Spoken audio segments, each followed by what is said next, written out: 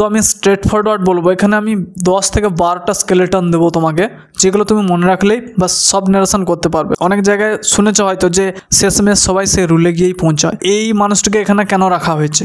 এই মানুষটিকে এখানে এই জন্য রাখা হয়েছে যে যারা তোমরা ইউটিউবে এর আগে অনেক ন্যারেশন সম্বন্ধিত ভিডিও দেখেছো, তারা অনেক জায়গায় শুনেছো হয়তো যে আমি ন্যারেশন প্র্যাকটিক্যালি করে দেখাবো, কোনো রুল লাগবে না। এরকম কোনো দিন হতে পারে না, শেষমেশ সবাই সে রুলে গিয়েই পৌঁছায়। তো আমি স্ট্রেট ফরওয়ার্ড বলবো, এখানে আমি 10 থেকে 12টা স্কেলেটন দেবো তোমাকে, যেগুলো তুমি মনে রাখলেই বা সব নারেশন করতে পারবে ফরম্যাট, এর উপরে যাবে না কিছু। তোমাদের মনে হতে পারে এই মানুষটিকে এখানে কেন রাখা হয়েছে? এই মানুষটিকে এখানে এই জন্য রাখা হয়েছে যে তুমি যে কোনো পরীক্ষাতে যাও, এইচএস হোক, মাধ্যমিক হোক বা আদার্স কোনো কম্পিটিটিভ এক্সাম হোক, তুমি কোশ্চেন পেপার খুললেই ভয়েস নারেশন পাবে, তাই না? এই মানুষটিকে সেরকম আমাদের আজকের দিনে সোশ্যাল মিডিয়াতে তুমি 3 থেকে 4টা রিল স্ক্রল করলেই ইনার এডিট পেয়ে যাবে। সেই জন্য এই প্রসঙ্গটা আমাকে এখানে আনতে হয়েছে। তো মোট কথা হচ্ছে যে তোমাকে স্কেলেটন জানতে হবে, রুল নয়, এখানে কোনো অঙ্কের মতো রুল নয়। তো 10 থেকে 12টা ফরম্যাট জানলে এর বাইরে কোনো নারেশন হয় না। তো চলো আজকে আমরা ভিডিওটা শুরু করি। সেই জন্য এখানে অলরেডি আমি করেছি আগের দিন, ওই জন্য আমি এটা বলছি না। যেগুলো বাকি আছে সেটা দেখো, যে Jos said to Rina please give me your pen. তোমরা নিজেরা যখন স্কুলে যাও বা টিউশনে যাও, অনেক সময় পেন টেন ভুলে গেলে কেউ কাউকে চাও। তো এখানে জস বলছে রিনাকে যে অনুগ্রহ করে আমাকে তোমার পেনটি দাও। তাহলে এখানে কি হবে অ্যান্সারটা? এখানে অ্যান্সারটা এরকম হবে যে জস আস্কড হবে। আচ্ছা, আস্কড নয়, এখানে ঠিক রিকোয়েস্টেড দিয়ে অ্যাপ্রোপ্রিয়েট হবে, তাই না? তাহলে এখানে হবে Jos requested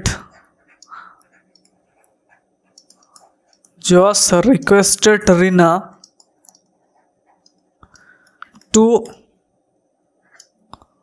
to give him her pen। দেখো এখানে কনফিউশন হওয়ার কোনো কারণ নেই, প্লিজ কথাটা আছে না এখানে, ওই জন্য আমি এখানে রিকোয়েস্টেড এনেছি। তোমরা এর আগে হয়তো জেনেছো যে অনেক জায়গায় আস্কড হয়, অনেক জায়গায় টোল্ড হয়, সেই জন্য প্লিজ থাকলে আমি রিকোয়েস্ট বোঝাচ্ছে বলে রিকোয়েস্টেড কথাটা এখানে আমাকে আনতে হয়েছে, তাই না? তাহলে জস অনুগ্রহ করে চাইলো কাকে? রিনাকে, যে তার পেনটা যেন তাকে দেওয়া হয়। এবার দেখো এখানে কনফিউশন হওয়ার আরও একটা কোনো কারণ নেই। মি বলতে কে? বক্তা কে? জস। সেই জন্য মির বদলে কি হয়েছে? এখানে হিম হয়েছে, তাই না? আর ইয়োর বলতে কার? না বক্তা বলছে রিনাকে, সেই জন্য ইয়োরের বদলে হার হবে। যেহেতু একটা ফিমেল, সেই জন্য হার হয়েছে। যদি কোনো বন্ধুকে চাইতো, যেমন রঘুকে যদি চাইতো, তাহলে কি হতো? এখানে রঘুকে চাইলে ইয়োর বদলে যে হার আছে সেটা হয়ে যেত হিজ। ক্লিয়ার হয়েছে না হয়নি এখানে পর্যন্ত বলো?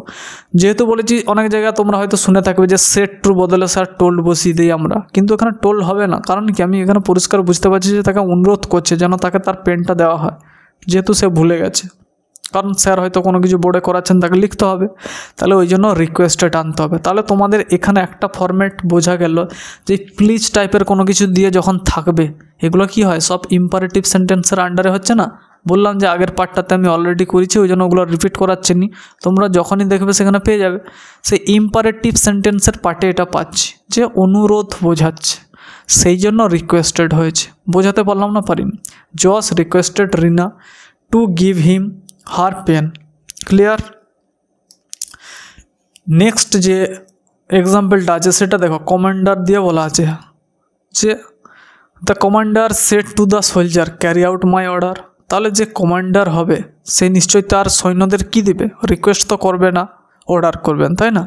সেই জন্য তার সোলজারদের তিনি অর্ডার করলেন যে ক্যারি আউট মানে তোমরা জানো যে পালন করো মাই অর্ডার, আমার নির্দেশটা। তাহলে অ্যান্সার কি করব এখানে বলো? না the commander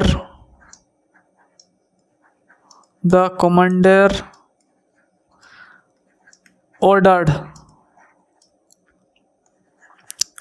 the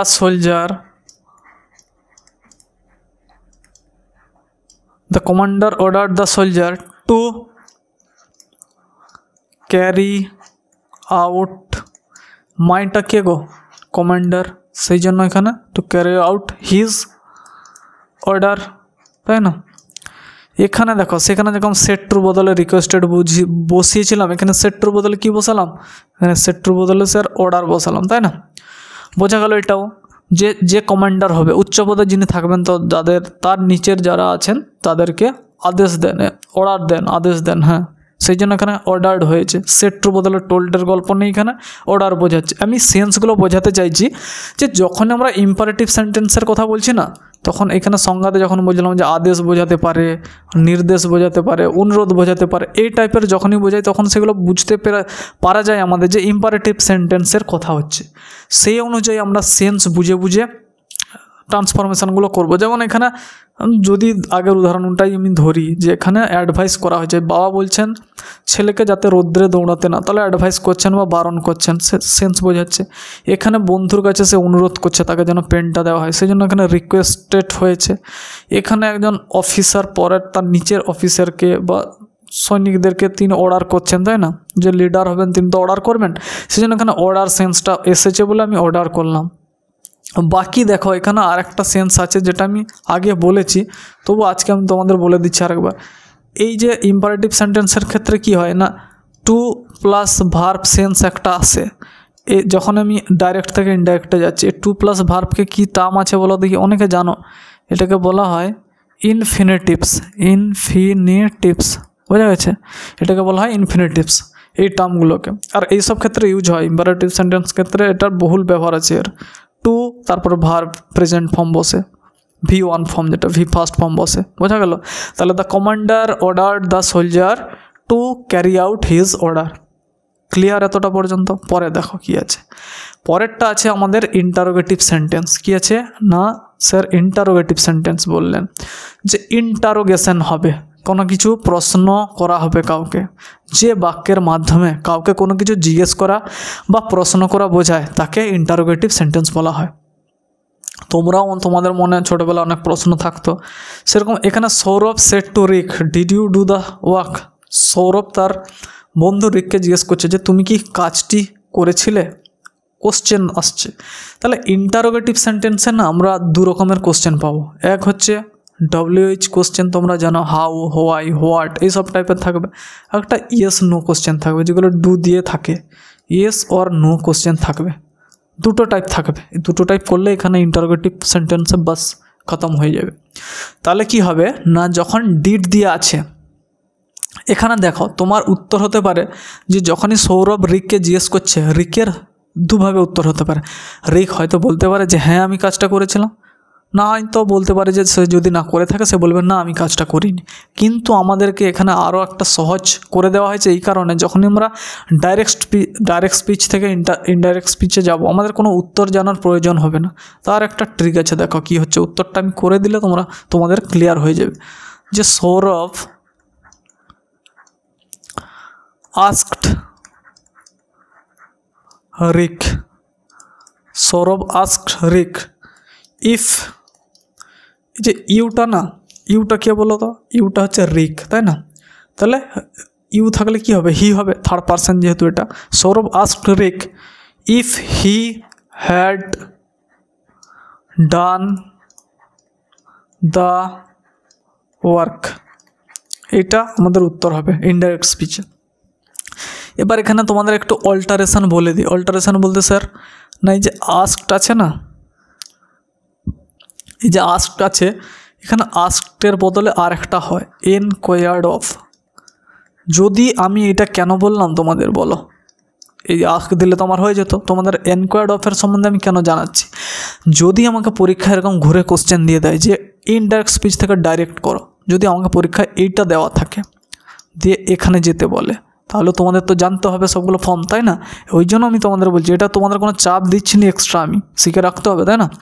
Sourav enquired Rick if, হ্যাঁ আরও একটা বলে দিই, এই ইফের বদলে ওয়েদারও বসে, WHETHER, কোনো কিছু এখানে ভয় পাওয়ার নেই। এনকোয়ার্ড অফ থাকতে পারে, ইফ থাকতে পারে, আস্ক থাকতে পারে, ইফ থাকতে পারে, বা এনকোয়ার্ড অফ ওয়েদার থাকতে পারে, ঠিক আছে? এবার দেখো টেন্সের যে চেঞ্জগুলো, সেই টেন্সের চেঞ্জগুলো অলরেডি যে ফার্স্ট পার্ট আমার আছে না, সেখানে প্রোনাউনের চেঞ্জ, টেন্সের চেঞ্জ, অ্যাডভার্বের চেঞ্জ সব করা আছে। সেই জন্য আমি এখানে আর আলোচনা করে ভিডিওটাকে আর বেশি বড় করছি না, তোমাদের সেখানে একটু দেখে নেবে, তাহলে বুঝতে পেরে যাবে যে রিপোর্টিং যে ভার্বটা পাস্ট টেন্সে আছে, রিপোর্টেড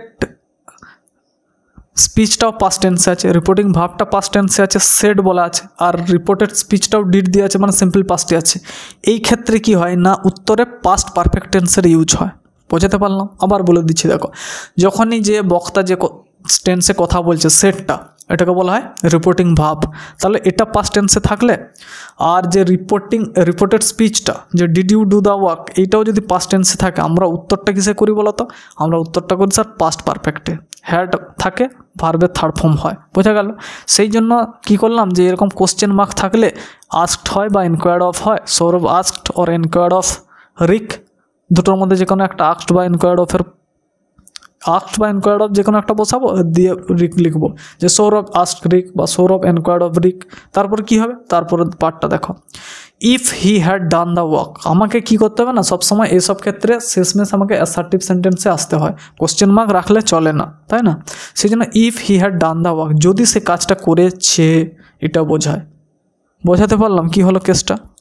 ব্যাস। নেক্সট দেখো, নেক্সট হচ্ছে the shopkeeper asks the little boy do you like biscuit. Shopkeeper জিজ্ঞেস করছে কাকে? ওই ছেলেটাকে জিজ্ঞেস করছে যে তুমি কি বিস্কুট পছন্দ করো। এখানে দেখো, এটাও কি টাইপের কোশ্চেন হচ্ছে, ইয়েস অর নো। কিন্তু আমরা তো শিখে গেছি যে আমাদের এইসব নিয়ে কোনো মাথা ঘামিয়ে লাভ নেই। ইয়েস নো কী হবে আমাদের উত্তর দিতে হচ্ছে না, আমরা শিখে গেছি কী করে উত্তর দিব। তাহলে অ্যান্সারটা হবে দ্য শপকিপার। তাহলে শপকিপার কী করবে, জিজ্ঞেস করবে। শপকিপার, দ্য শপকিপার আস্কড বা এনকোয়ার্ড অফ লিখলাম এখানে, এনকোয়ার্ড অফ শিখে গেছি কি লিখতে হয়। দ্য শপকিপার এনকোয়ার্ড অফ, কাকে জিজ্ঞেস করেছিল? ওই ছোট্ট বাচ্চাটি যে কিনা তার মায়ের সাথে বা বাবার সাথে পিছনে পিছনে দোকানে গেছে চকলেট বা বিস্কিট খাওয়ার আশায়। The shopkeeper enquired of the little boy. If বা ওয়েদার, ওয়েদার লিখে দিলাম, ওয়েদার হি হবে, বয় বলা আছে না, যদি গার্ল বলা থাকতো তাহলে সি হতো। ওয়েদার হি লাইকড, পাস্ট টেন্সে হবে, ওয়েদার হি লাইকড বিস্কিট, যদি সে বিস্কিট পছন্দ করে। অ্যাসার্টিভ সেন্টেন্স হয়ে গেছে, কোশ্চেন মার্ক থাকবে না, আগেও বলেছিলাম। তাহলে এখানে দেখো, ডু ইউ লাইক বিস্কিট, তুমি কি বিস্কিট পছন্দ করো? হি লাইকড বিস্কিট, আমি করে দিলাম। ওয়েদার, যদি সে বিস্কিট পছন্দ করে। এখানে আমাদের এই যে ইয়েস বা নো না, এখানে লুকিয়ে আছে, যে হয়তো সে পছন্দ করতে পারে, নাও করতে পারে। কি অ্যান্সার দিচ্ছে আমাদের জেনে লাভ নেই, আমরা ইফ বা ওয়েদার দিয়ে ওটাকে চালিয়ে দেবো। তাহলে দ্য শপকিপার এনকোয়ার্ড অফ বা আস্কড লিখতে পারো, পুরোটা এনকোয়ার্ড অফকে বাদ দিয়ে আস্ক লিখে দিতে পারো। দ্য লিটল বয়, ওয়েদার, ওয়েদারের জায়গায় ইভও লিখতে পারো, weather or if he liked biscuit. কারণ কি না, এখানে যে রিপোর্টিং ভাব আছে পাস্ট টেন্সে, আর পুরো আমাদের রিপোর্টেড স্পিচ আছে প্রেজেন্ট টেন্সে, দুটো মিলে কি হবে, পাস্ট টেন্সের ফর্মটা এখানেও চলে আসবে, সেই জন্য উত্তরটা পাস্ট টেন্সে হবে। বোঝা গেল? তারপরে দেখো, Gauri said to her brother why are you running. এখানে এসছে প্রেজেন্ট কন্টিনিউয়াস টেন্স। টেন্সেরও আমি কিছুটা যতটা কভার করা যায় আমি চেষ্টা করেছি ফর্মগুলোকে। তাহলে গৌরী কি জিজ্ঞেস করবে, তার ভাইকে জিজ্ঞেস করছে। গৌরী আস্কড, বলো তোমরা কি হবে, গৌরী আস্কড হার ব্রাদার, হার তো হবেই কারণ গৌরী হচ্ছে মেয়ে, চেঞ্জ কিছু নেই এখানে। Gauri asked her brother, Gauri তার ভাইকে জিজ্ঞেস করছে। বড় দিদি যারা হয় একটু তো ছোটো ভাইদের বকাবকি করতে থাকে না, কোনো কিছু খারাপ কিছু করলে, প্রবলেম সৃষ্টি করলে। তাহলে সেরকম গৌরীও একজন বড় দিদি হিসেবে তার ভাইকে বলছে, Gauri asked her brother why. এই যে চলে এসছে এখানে কি স্যার না, একটু আগে বলেছিলেন যে WH কোশ্চেন দিয়েও ইন্টারোগেশন হয়, তাহলে এখানে চলে এসছে why. Gauri asked her brother why. দেখো, রিপোর্টিং ভাব আছে পাস্ট টেন্সে, রিপোর্টেড স্পিচ আছে প্রেজেন্ট কন্টিনিউয়াস টেন্সে, তাহলে পাস্ট কন্টিনিউয়াস টেন্স হয়ে যাবে। বোঝা গেছে? তাহলে Gauri asked her brother why he হয়ে যাবে ইউটা, why he was running, why he was running in the busy market. আমরাও একটু কি দেখতাম, উৎসব অনুষ্ঠান হলে একটু নিজের সঙ্গী সাথীরা জড়ো হলে সবাই একটু ছুটাছুটি করতে ভালোবাসতাম না, সেরকম তার ভাইও করেছে। সেই জন্য গৌরী বড় দিদি হিসেবে তাকে বলছে যে Gauri asked her brother, Gauri তার ভাইকে জিজ্ঞেস করছে why he was running in the busy market, সে কেন সেই ব্যস্ত বাজারের মধ্যে ছুটোছুটি করছিল। আমি কিন্তু এখানে অ্যাসার্টিভ এনেছি, তাই না? কারণ ওয়াজকে হোয়াই ওয়াজ লিখিনি, কোথায় লিখেছি এটা একটু মার্ক করতে হবে তোমাদের। হোয়াই হি ওয়াজ লিখেছি, why was he running in the busy market লিখিনি, এটাও যেন মাথায় থাকে তোমাদের। বুঝতে পেরেছ? পরেরটায় যাওয়া যাক। পরেরটা আছে Gauri said to her brother why were you running in the busy market. এখানে কি পার্থক্য দেখতে পাচ্ছ আমাকে বলো তোমরা? স্যার এখানে তেমন কিছু পার্থক্য নেই, জাস্ট সেখানে আর লিখেছিলেন, এখানে ওয়ার লিখেছেন। হ্যাঁ, এটা পাস্ট কন্টিনিউয়াস টেন্স আছে, লেখার কারণ আছে। কারণ কি বলো তো, এই যে রিপোর্টিং ভার্বটা কিসে আছে? পাস্টে আছে, আর স্যার এখানে পাস্ট কন্টিনিউয়াস টেন্সে আছে। এই দুটো পাস্ট টেন্স মিলে কি হয়ে যাবে জানো? পাস্ট পারফেক্ট কন্টিনিউয়াস হয়ে যাবে। তাহলে অ্যান্সারটা এরকম হবে, কি হবে না, Gauri asked her brother why he, এখানে আমি শুধু জাস্ট কি চেঞ্জ হবে সেটা বলছি। কোথা থেকে চেঞ্জটা হবে দেখো, এখান থেকে। হোয়াই হি হ্যাড বিন, আর বাকি যা আছে না এখান থেকে পুরো শেষটা হবে। বোঝাতে পারলাম? শুধু চেঞ্জ হবে, এই ওয়াচটা বাদ যাবে এখান থেকে, বাকি উত্তরটা আমি বলে দিচ্ছি। তাহলে দেখো তোমরা কোশ্চেনটা একবার দেখো। Gauri said to her brother why were you running in the busy market. পরে ঘরে আসার পরে সে জিজ্ঞেস করছে যে তুমি কেন ছুটি করছিলে।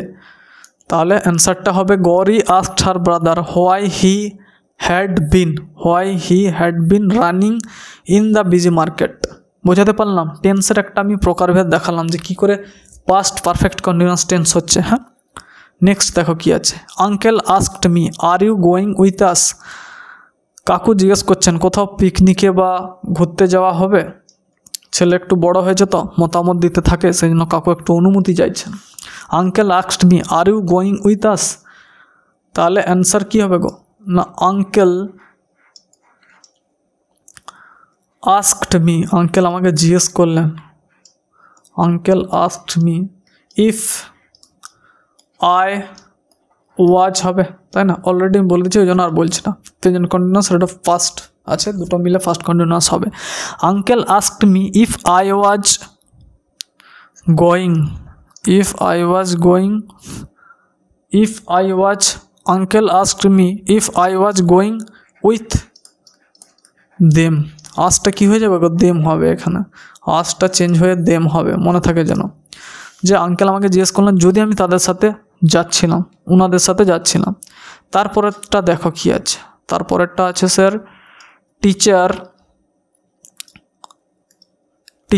The teacher asked Deep how did you do the sum yesterday. এখানেও কিছু নেই, এই WH কোশ্চেন ধরা হয়েছে একে।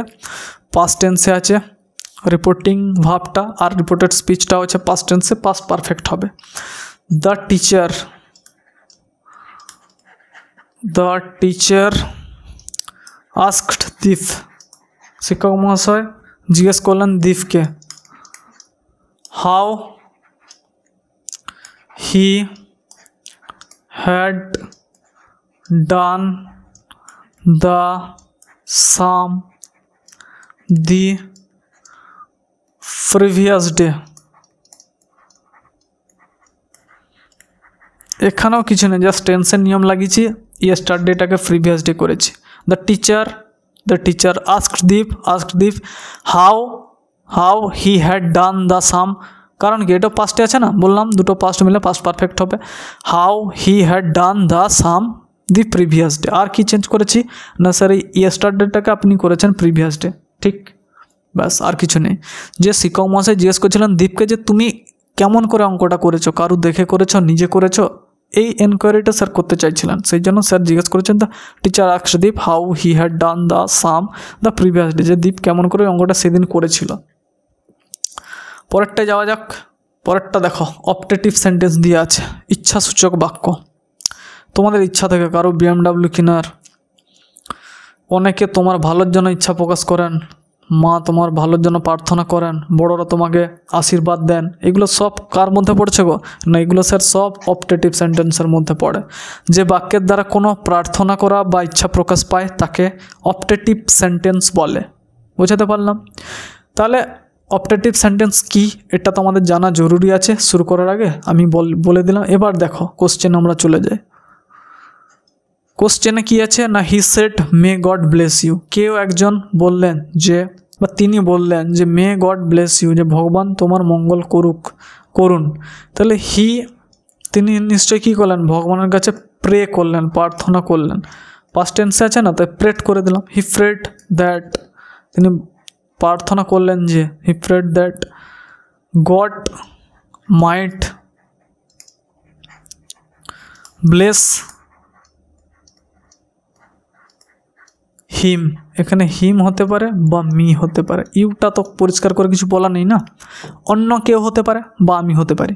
তাহলে তিনি হি প্রেড দ্যাট, তিনি প্রার্থনা করলেন যে god might bless him or me, ভগবান আমাকে বা তাকে আশীর্বাদ করবেন। বোঝা গেল?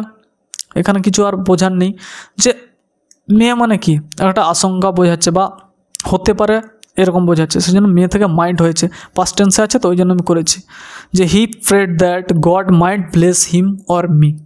হিম অর মি যেটা খুশি লিখলে হবে, কারণ এখানে পরিষ্কার করে বলে দেওয়া নেই যে কাকে আশীর্বাদটা করছে। ইউ বলতে হিমকেও বোঝায়, আমাকেও বোঝায়, তাই না? The old man said to me, এটা আর একটা প্রকার। কেমন? দ্য ওল্ড ম্যান, বয়স্ক মানুষটি, সেড টু মি, আমার কাছে বললেন, মে ইউ লিভ লং। তাহলে এখানে বয়স্ক মানুষটি ইচ্ছা প্রকাশ করলেন। কি প্রকাশ করলেন না? ইচ্ছা।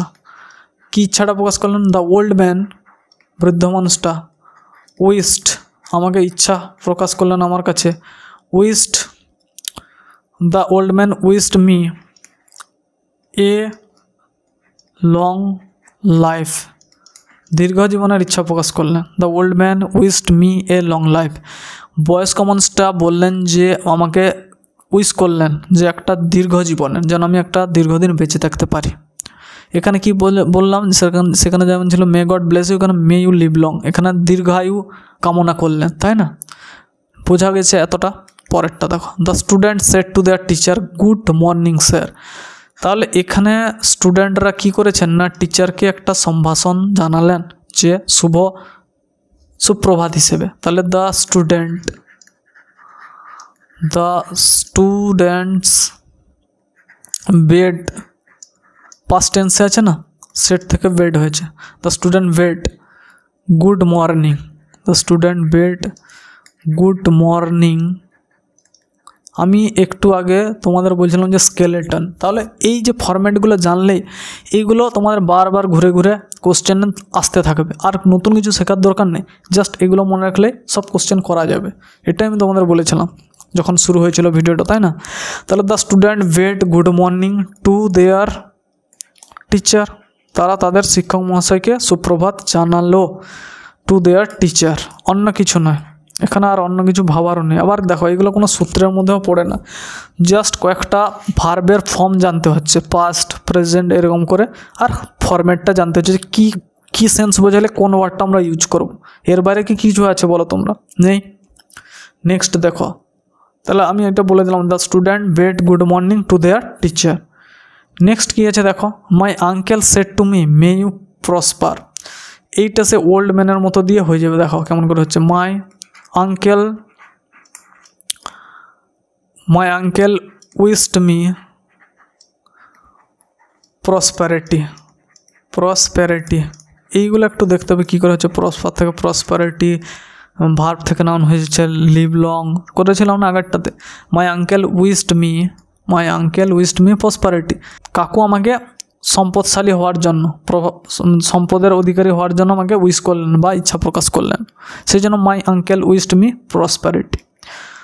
নেক্সট দেখো এক্সক্লেমেটরি সেন্টেন্স, এইগুলোর কেমন ইউজ হয় না, যেমন কোনো ক্রিকেট ম্যাচ তোমরা জিতে গেছো, তাহলে সেখানে হ্যাপি হুররে চলছে, বা কেউ পরীক্ষায় ফেল করে গেছে, তার দুঃখ সে প্রকাশ করছে, কোনো একজন পাশের মানুষ মারা গেলে সেখানে সবাই শোক প্রকাশ করে, কেউ একজন ভুল করে বসলে সে নিজে আফসোস করে। এই যে সেন্সগুলো যখন আসতে থাকবে না, তখন সেগুলো এক্সক্লেমেটরি সেন্টেন্সের আওতায় আসে, এর মধ্যে ইনক্লুড হয়ে যায়। তো আমরা প্রত্যেকটা আবেগ বোঝানোর জন্য একটা একটা করে ওয়ার্ড ইউজ করব, 3টা বা 4টা থাকবে, সেগুলো জাস্ট মনে রাখলে এক্সক্লেমেটরি সেন্টেন্স খতম। যেমন যে বাক্যের দ্বারা আবেগ বোঝায় বা হতাশা বোঝায় বা আনন্দ বোঝায়, তাকে এক্সক্লেমেটরি সেন্টেন্স বলা হয়। যেমন কোনগুলোর ইউজ হবে না, এখানে এক্সক্লেম উইথ জয়, যখন আনন্দ বোঝাবে, ক্রিকেট ম্যাচ জিতে গেলে। এক্সক্লেম ইন সরো, কোনো কিছু ব্যর্থ হলে বা কেউ মারা গেলে। এক্সক্লেম ইন ওয়ান্ডার, কোনো কিছু আশ্চর্য কিছু দেখতে পেলে। ল্যামেন্ট, শোক প্রকাশ করলে, কারো মৃত্যু শোক প্রকাশ করতে পারে কেউ। রিপ্রোচ ওয়ান সেলফ, মানে কেউ ভুল করে বসেছে কোনো কাজ করে, সে নিজের আফসোস বোঝাচ্ছে, সেটা বোঝালে রিপ্রোচ হবে, রিপ্রোচ ওয়ান সেলফ। একটি একটি করে আমি প্রত্যেকটার উদাহরণ দিয়ে রেখেছি, তোমরা একটু জাস্ট লক্ষ্য করলেই এগুলো প্রত্যেকটা তোমাদের মনে থেকে যাবে। এবং এগুলো যখন আমি করাচ্ছি না, তোমাদের সাথে সাথে কিছু অনেক তোমরা প্র্যাকটিস পেয়ে যাবে কোশ্চেন। আর যদি নাও পাও আমাকে কমেন্টে জানাবে, আমি অলরেডি তোমাদের এক্সারসাইজ দিয়ে দেবো, তখন তোমরা ওখান থেকে প্র্যাকটিস করবে। নতুন তথ্য ঢুকলে তো কিছু ভুলবে, 7 দিন 8 দিনের মাথায় এগুলো যদি না তোমরা প্র্যাকটিস করো, অন্য তো পড়তে থাকবে না, পরীক্ষার সামনে মানে অন্য সাবজেক্টও তোমরা পড়বে, তখন কি করবে না এগুলো ভুলে যেতে থাকবে। সেই জন্য আমি কি বলছি, রেগুলার 3টা বা 4টা করে প্র্যাকটিস করতে থাকো, এগুলো মনে থেকে যাবে, একটা সময় মনের মধ্যে গেঁথে যাবে, আর রিভাইজ করতে হবে না। বুঝতে পেরেছ? নেক্সট দেখো কি আছে না, they said hurrah we have won the match. কী বোঝাচ্ছে এখানে? আনন্দ। হুররেটা থেকে আমরা সেন্স বুঝতে পারছি যে তারা ম্যাচ জিতে আনন্দে আত্মহারা। তাহলে দে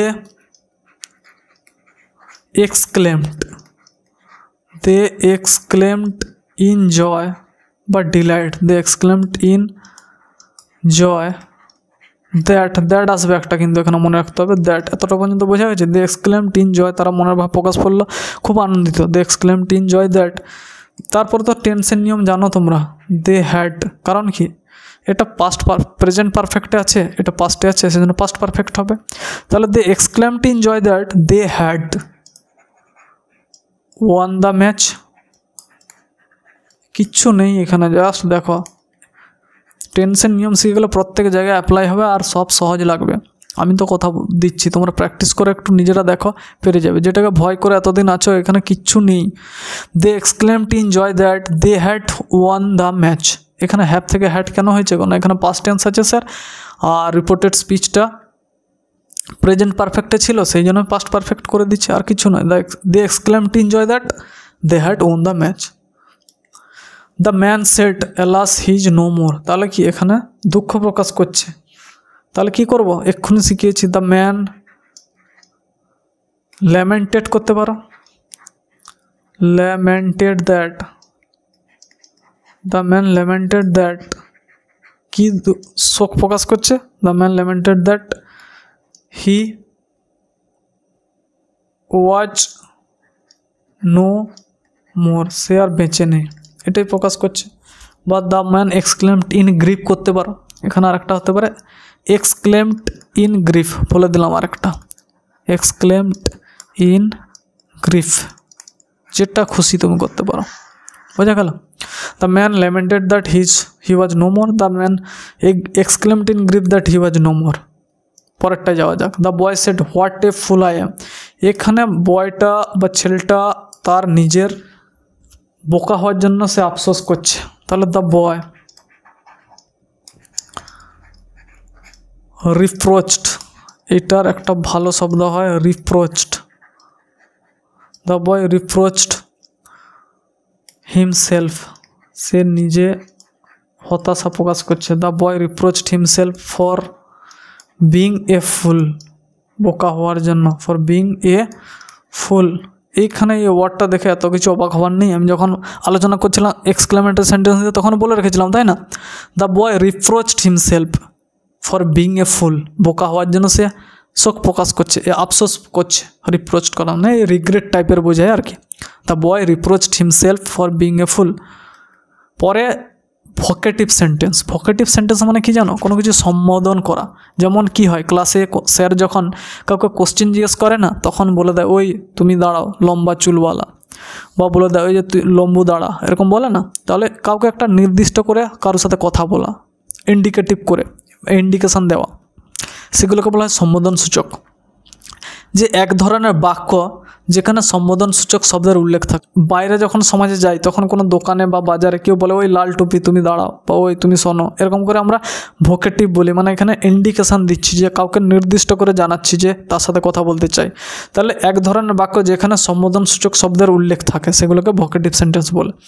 যেমন কি the stranger shed to the boy Son give me some food. তাহলে এখানে কি হচ্ছে না, যে স্ট্রেঞ্জার পথিক, স্ট্রেঞ্জার মানে অচেনা লোক বা পথিক, অ্যাড্রেস করছে ছেলেটাকে কি হিসেবে? সন হিসেবে। The stranger addressed the stranger addressed the boy and told him to give him some food। তাহলে ওই প্রতীক কি করলো না অ্যাড্রেস করলো কাকে ওই ছেলেটাকে the stranger address the boy as son এরকম লিখতে পারি যে প্রতীকটা কী করলো না সম্বোধন করলো ছেলেটাকে পুত্র হিসেবে অ্যান্ড টোল্ড হিম এবং তাকে বললো two give him some food তাকে কিছু খাবার দিতে বললো যে ছেলেটাকে যে আমাকে যেন কিছু খাবার কিনে দেয় বা আমাকে কিছু খাবার দেয়। ওই ছেলেটাকে পাশে পেয়ে যে তোমরা এরকম কোনো বাস স্ট্যান্ড বা রেলওয়ে স্টেশন এরকম দেখতে পাও যে কোনো ছেলেকে কেউ বলছে যে কোনো একজন বয়স্ক মানুষ বা কোনো প্রতীক যে আমাকে কিছু খাবার দাও বা কিছু টাকা দাও, এগুলো তো ডেলি বেসিসে এসব ঘটনা আমাদের সামনে আসে। সেরকম একটা ঘটনা এখানে বললাম the stranger address the boy as son and told him to give him some food তাকে কিছু খাবার দিতে বললেন। পরেরটা আছে the instructor said Kaustav look at me যে ইনস্ট্রাক্টর নির্দেশক সে কস্তবকে বললেন যে আমার দিকে তাকাও। তাহলে এখানে কি হবে অ্যান্সারটা দেখো দ্য ইনস্ট্রাক্টর হয়তো কস্তব একটু অন্য দিকে কাউকে দেখছিল কোনো মিটিং চলার সময় সেই জন্য ইনস্ট্রাক্টর তাকে ধরেছে। দ্য ইনস্ট্রাক্টর অ্যাড্রেসড কস্তবের আজকে খুবই ভাগ্য খারাপ। The instructor addressed Kaustav and ordered him to look at him। এই যে দেখো এই হিম হচ্ছে কস্তব আর এই হিম হচ্ছে আমাদের ইনস্ট্রাক্টর বাবু, দুজনকে বোঝাচ্ছে, গুলানোর এখানে কিছু নেই, গুলিয়ে ফেলবে না। The instructor addressed Kaustav and ordered him to look at him. Complete, বোঝা গেল এটা। পরেরটা দেখো the teacher said to his student class we will finish the chapter today. Teacher বললেন, শিক্ষক মশাই বললেন স্টুডেন্টদেরকে যে সমষ্টিগতভাবে তাদের ক্লাস বলে দিলেন যে আমরা আজকে এই চ্যাপ্টার শেষ করবই করব, তাই না, পরীক্ষা সামনে।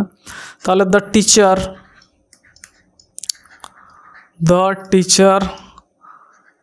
Addressed his class the teacher addressed his class and told that এবং বললেন যে they would finish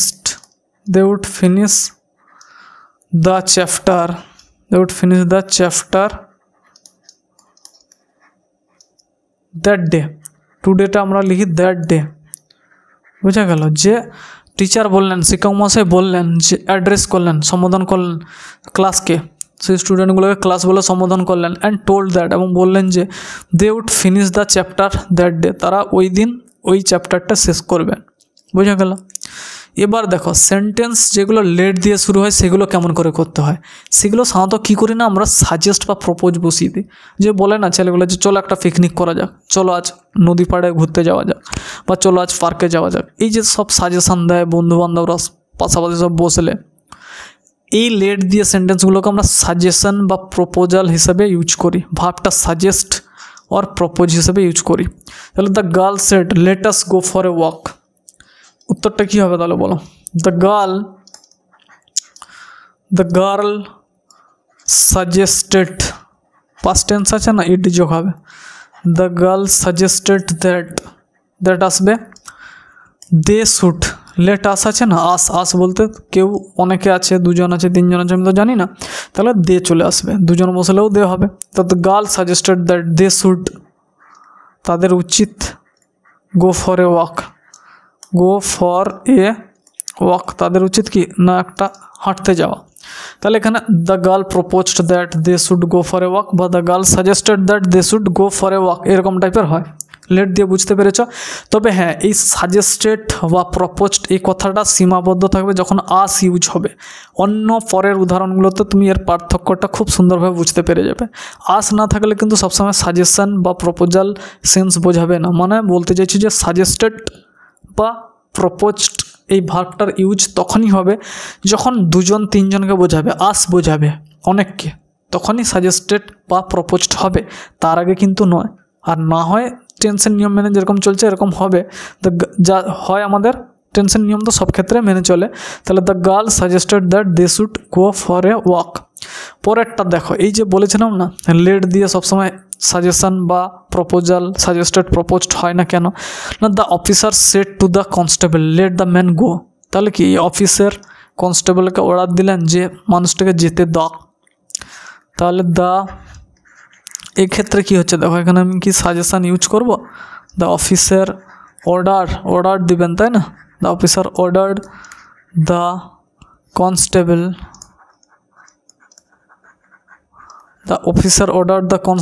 to let the man go। তাহলে অফিসার কি করলেন না কনস্টেবলকে অর্ডার দিলেন যে মানুষটাকে যেতে দেওয়া হোক। সেই জন্য এখানে দেখো আমি না সাজেস্টেড লিখেছি না প্রপোজড লিখেছি। দ্য অফিসার অর্ডার দ্য কনস্টেবলকে to let the man go, যেন মানুষটাকে যেতে দেওয়া হয়। বোঝা গেছে? তাহলে the leader said let no one know our plan. Leader বললেন, যিনি দলনেতা তিনি বললেন, দ্য লিডার সেড কি হয় কিছু কিছু ভিতরে প্ল্যানিং চলে যেন বাইরের লোক না বুঝতে পারে, কারণ বুঝলে অনেক কিছু সমস্যা থাকে। তো কোনো একটা অভিযান হতে পারে, কোনো একটা ভালো আলোচনা হচ্ছে সমাজসেবীদের মধ্যে, যাতে ওইটা সিক্রেট রাখতে চায় সবার, তাই না? সবাই সিক্রেট রাখতে চান, সেই জন্য যেন বাইরের কেউ না জানতে পারেন মেম্বার ব্যতীত। সেই জন্য দ্য লিডার সেড, লিডার বললেন, দ্য লিডার সেড নয়, আমি এখানে একটু ভুল করলাম, দ্য লিডার রিকোয়েস্টেড বা অর্ডার করতে পারো এখানে, তাই না? দ্য লিডার আমি অর্ডার দিয়েই করব। দ্য লিডার অর্ডার্ড দ্যাট, কি অর্ডার দিলেন? The leader order that no one should know their plan। Leader বললেন যে বাইরের কেউ যেন আমাদের প্ল্যান সম্বন্ধে না জানাই উচিত। তাহলে leader order that no one should know their plan. Leader বললেন যে আমাদের প্ল্যান যেন বাইরের কেউ না জানতে পারেন না। দ্য বয় সেড, ছেলেটা বললো, let me play the game one more time. তোমরা যেরকম ফ্রি ফায়ার বা পাবজি খেলতেই থাকো, সেরকম ছেলেটা বলছে যে সে কোনো একটা গেম খেলছিল, বাবা মা বলছে যে অনেকক্ষণ গেম খেলা হয়ে গেছে, এবার পড়তে বস, বা কোনো কিছু কাজ দিয়েছেন। সে তখন তার মনের ভাব প্রকাশ করছে যে যেন আমাকে আরেকটা বার খেলতে দেওয়া হয়। তাহলে সেখানে ছেলেটা তার মনের ভাব প্রকাশ করছে, তাই না? দ্য বয় উইশড বা ওয়ান্টেড করে দেবো এখানে। দ্য বয় ওয়ান্টেড, ছেলেটা চাইছিল, the boy wanted to play the game one more time. সে আর একবার খেলতে চাইছিল ওই গেমটা। বোঝাতে পারলাম যে তাহলে তোমরা বুঝতে পারলে যে সবসময় লেট থাকলে যে সাজেস্টেড বা প্রপোজড বসানো যাবে না, আমাকে সেন্স বুঝতে হবে যে কেউ এখানে ইন্ডিভিজুয়ালি ছেলেটাই নিজের কথা বলছে, তাই না? কোনো কাউকে জড়ায়নি এখানে, সে আস কিছু নেই, সেই জন্য এখানে সাজেস্টেড বা প্রপোজড হচ্ছে না। সেই জন্য দ্য বয় ওয়ান্টেড, ছেলেটা চাইছিল, টু প্লে খেলতে, দ্য গেম খেলাটা, ওয়ান মোর টাইম আর একবার। এতটা পর্যন্ত হলো। এবার আমরা কি করব না, যেহেতু ন্যারেশনটা আমরা শেষ করলাম, কারণ কি বললাম যে এর আগে আমি একটা পার্ট করিয়েছি অলরেডি, সেখানে অনেকটাই কভার করা আছে, আর এখানে করে আমরা আজকে শেষ করলাম। এর বাইরে কোনো আসে না। তোমরা এইগুলো যদি ভালো করে করতে পারো তাহলে প্রত্যেকটা পরীক্ষাতেই প্রায় সব কিছু পারবে তোমরা। তো এরপর আমি যদি আর ক্লাস নিয়ে আসি তাহলে প্র্যাকটিস সেট নিয়ে আসবো। আমার সাথে সাথে তোমরাও প্র্যাকটিস করবে, যেগুলো পরীক্ষার জন্য ইম্পর্টেন্ট আছে।